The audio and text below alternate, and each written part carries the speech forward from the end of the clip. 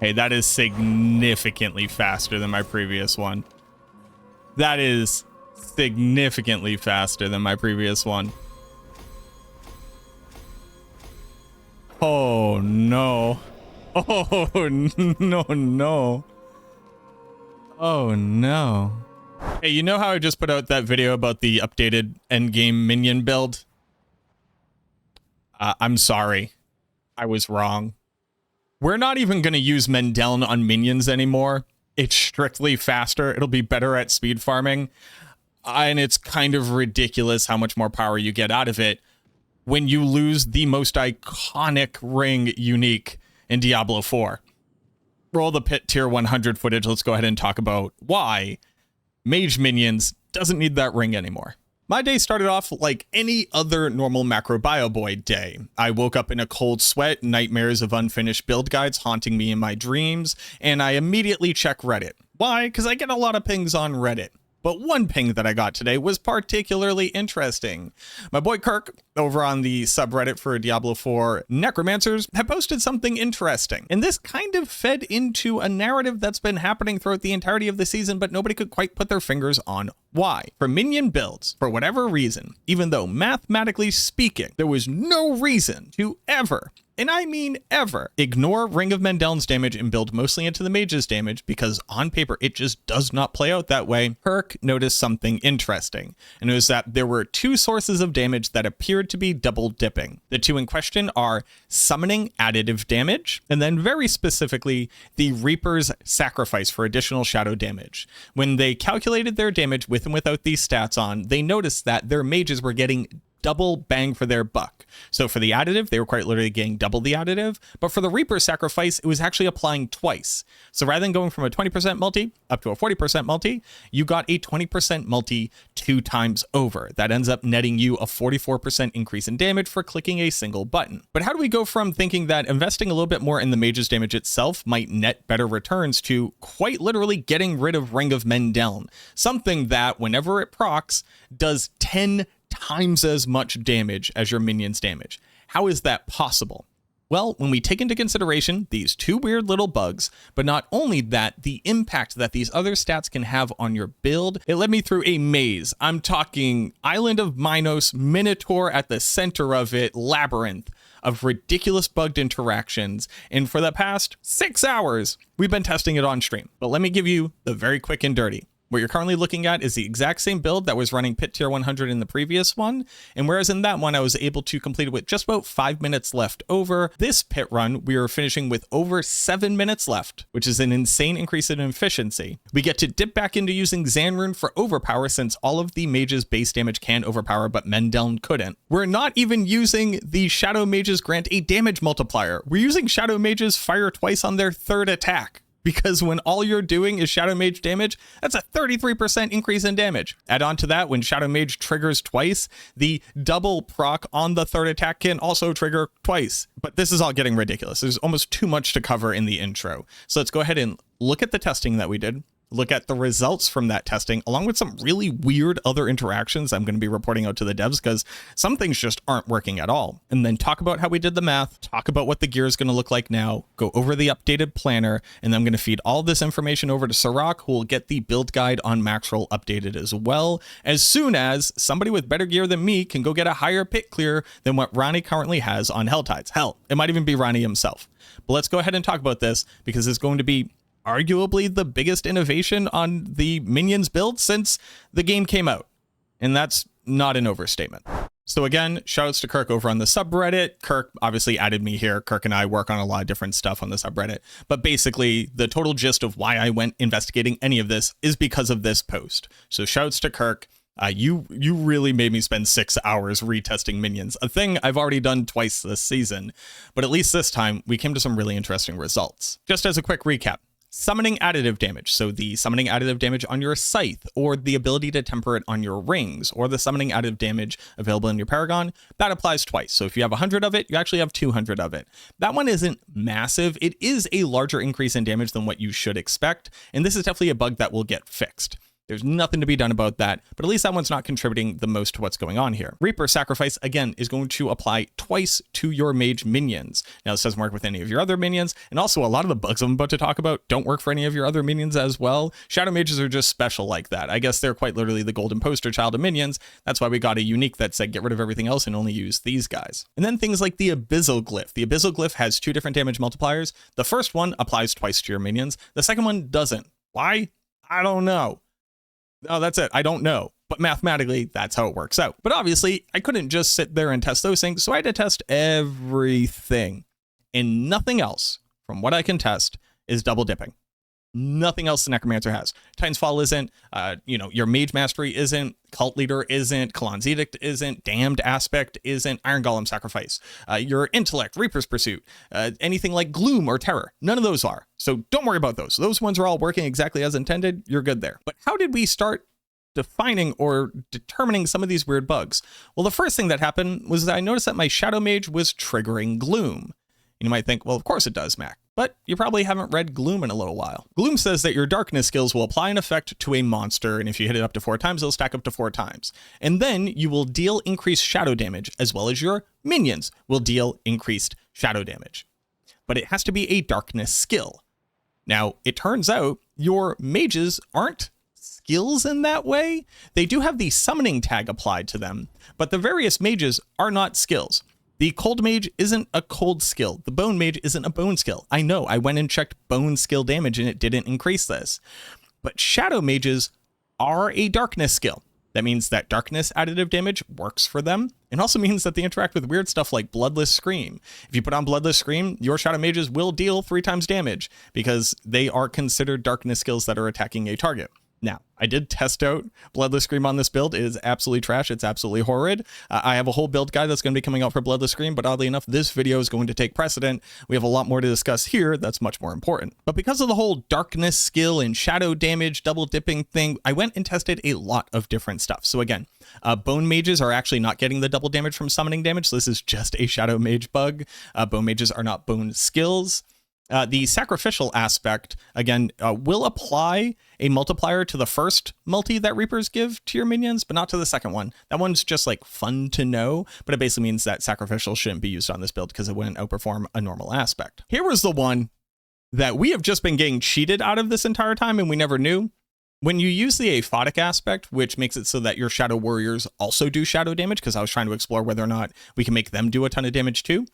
When you use that and you use Raised Skeleton, they no longer get the 50% damage multiplier from Raised Skeletal Priest. They do shadow damage, and you can scale that shadow damage. So you literally end up doing less damage with your warriors by using aphotic aspect.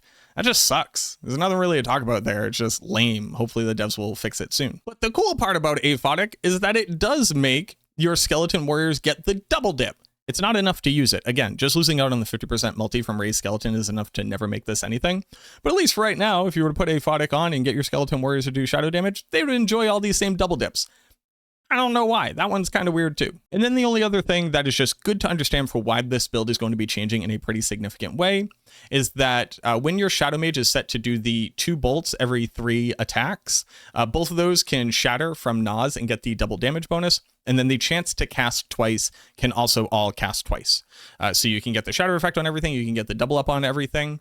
And the increased number of missiles is a huge coefficient of why this build is doing more damage, but it is all of them being able to overpower and being able to scale off of significantly higher multipliers for non-physical damage that really makes this come together. Now, here is the last super mathematic and nerdy part of it. If you don't care about this at all, because all I'm going to tell you is that this leads us to the conclusion that you're going to see in the build, just go ahead and skip ahead to the next timestamp. But I do want to give people the math, because up until I started doing some wild stuff, the math still did not support actually dropping men down. And I want to walk people through why and how. And for this to make sense, you have to understand just how much damage Ring of Men Down really does, because Ring of Men Down is insane.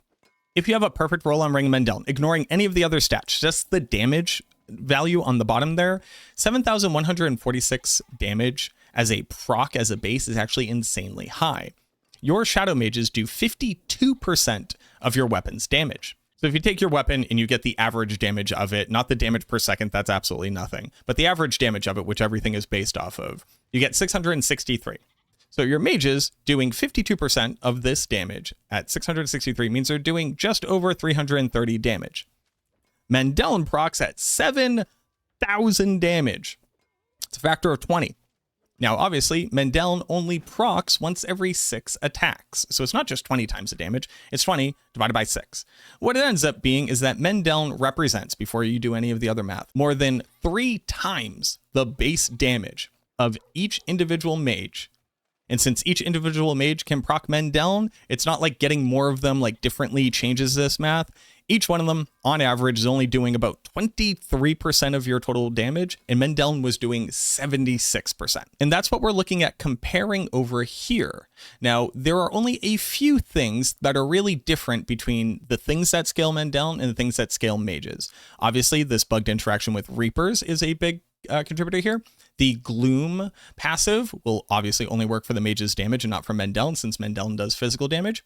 Terror as well. And then if you were to put on things like Mage Cast Twice, which is a huge damage multiplier, but only for your mage's damage, this will obviously outperform and eventually make it so that your mages are doing the majority of the damage. Here, with all these things considered, even the bugs considered, and including how much more often you are triggering your rune words when you use Mage Cast Twice, you'll see that your mages are now doing 60% of the damage. Now, here's the funny part though. Based off of this like very quick analysis, yes, there are more multipliers, but since they're all generic and work for everything, you don't have to worry about that. Even if you considered that, not using Mage Cast Twice, not really trying to build into this, but just using Titan's Fall, the original temper that we were all recommending on our builds, you actually are doing 2% more damage. If you look at still using Mendeln, leaving it on the build, and not focusing on the mage's damage. Even fully focusing on it with all these bugs, you're still doing slightly more damage with Mendeln. 2% more damage. Now, as you can see, I did a lot of weird stuff over here. I even time trialed the ability to trigger our various runes to get an estimation of the uptime on Cax for its relative damage multiplier with and without double cast in comparison to you fully attacking versus just the mages attacking. I did a lot of math. I ran a lot of time trials. I made my chat look at absolute nonsense. But even though Mendeln represents 2% more damage overall, this is in very specific scenarios where we can't only consider a single form of testing. This would only be against attacking a single target alone with just your mages permanently attacking the whole time. This ignores AoE clear. This ignores when monsters are moving around differently. This ignores the fact that sometimes Mendeln will or will not proc in an area around a target, etc. Really key takeaway here was that if we can get our mage base damage to represent more than 50% of our total damage, Mendeln and how much it contributes to your build ends up only being roughly equal to a 65% damage multiplier. It's as if you had a ring with the regular stats that you would, and you added on an aspect that said 65% damage multi. Well, there is one aspect in the game that's pretty close to that, but it's when you ignore physical damage in its entirety and realize that there are stronger elemental multipliers for just the mage's base damage, that not only is it fairly easy to get up to a 65% damage multiplier, but you will eclipse this with a single aspect and a single jewel. The biggest changes on the build, as far as like things that I would recommend you go do right now so that you can benefit from this. One, we're not going to use Ring of Mendeln anymore. That one's fairly simple. We're going to swap out to a damned aspect ring. We're going to add on attack speed so you can still hit your caps, maximum life for some survivability, intelligence for damage, and then you're going to go with ultimate cooldown and summon damage. We'll talk about summon damage in a quick second. But you're also going to swap over the Jewel to Scornful Light. We were previously using the physical damage one. Now we're going to be using this one. Since we don't have any physical damage on the build that we care about, all of our mages all do shadow damage. The other big difference is finally swapping over to Chance for a Skeleton Mage to cast twice.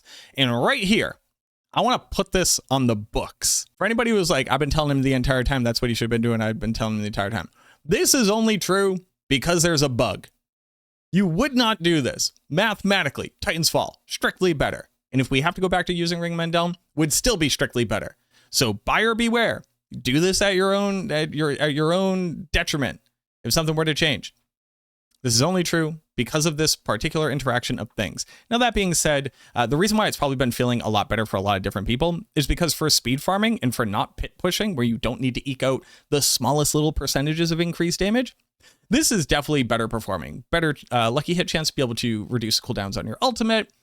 Just in general, just feels a lot better. But we get to eke out some additional damage because of this as well. So we do want to make this change. And then you're going to notice I'm going to swap over to Ahu Zan, which is going to be really confusing because so many people have been asking me, why haven't you been using it? It's because previously, Ahu Zan would not make Mendeln overpower. But we don't have Mendeln anymore. We only have the base mage damage.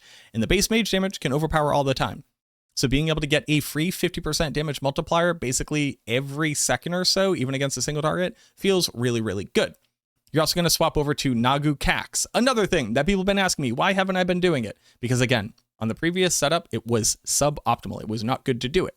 But Cax is obviously a huge damage multiplier. And the cool part about Nagu Cax is that even though this means it's only going to be occurring every 5 seconds, the great part about it is that it's going to overfill by 200. So you're going to get a 1.5 on top of this. Rather than 2 times multi for 1 second, you get 2.5 times multi for 1 second. And that ends up being better than some alternatives that you could have. So this one is pretty cool. The minor difference, as far as the gear is concerned, is technically speaking, you now want to temper on summon damage.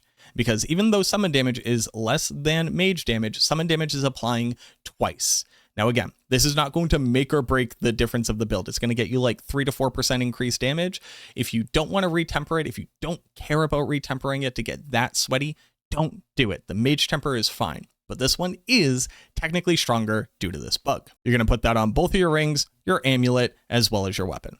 Then the other difference, because everything else stays the same. We're using the same skills, we're using the same sacrifices, using the same heraldic skill, we're still using Rahir and Altkin. The other big difference is that we're going to move one glyph over. So we're going to put Essence Glyph down into Frailty, since this is our least bad dex board that we can fit this one into.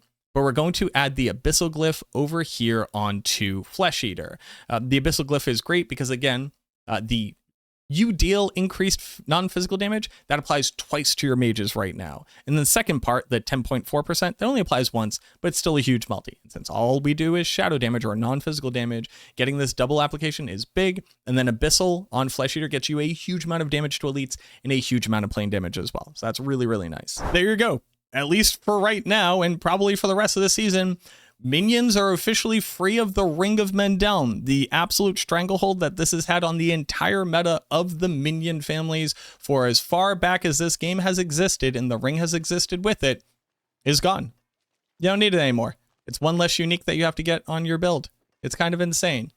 Now, that being said, if you're using Ring of Mendeln and it's working perfectly fine for you, continue to use it. Not only that, if you are on lower gear, maybe you don't have as much stuff as I said, or maybe your glyphs aren't leveled yet, don't immediately just throw it away. Level up the relevant glyphs, get yourself the replacement gear, and then swap over. Definitely try it out, because it's just the cost of basically putting an aspect and a different jewel into a new ring, and adding a single piece of gear to your build probably wouldn't break the bank. Try it out, see how you like it. Make sure to check the planner that I have down below for you. Again, I'm going to be sending all of this over to Sirach as far as he can test it, and then maybe he will implement it into the Maxwell guide. I'm mostly actually looking real quick if you could just ping them or if you can get their attention. I would love to see the people who currently have the highest clears on the Minion builds, most notably people like Ronnie. I'd love to see them swap over to this one piece and let me know what they think about it, because their gear is just light years ahead better than mine is, and they're probably like 50 or 60 Paragon levels higher than mine. So even if my build is better, I'm not gonna be able to clear as high as them. That's just kind of how gear and Paragon gate you. But let them know, and let's see whether or not this is strictly better. Regardless, this is how I'm running the build. So you can check my planner. It's down in the description. If you're brand new here, subscribe to the channel. Even if you see my stuff all the time, check to see if you have already. I would love to have you over here. We're trying to hit 100,000 subscribers before the end of the year, and every single button click helps. Similarly, leave a like on the video and comment down below. Let me know what you think, if you're trying it out, if you're running into issues, if you're having better success with this. I'd love to hear your story. Thank you so much for watching this video. I truly, truly hope that it helps, and I look forward to seeing you in the next one.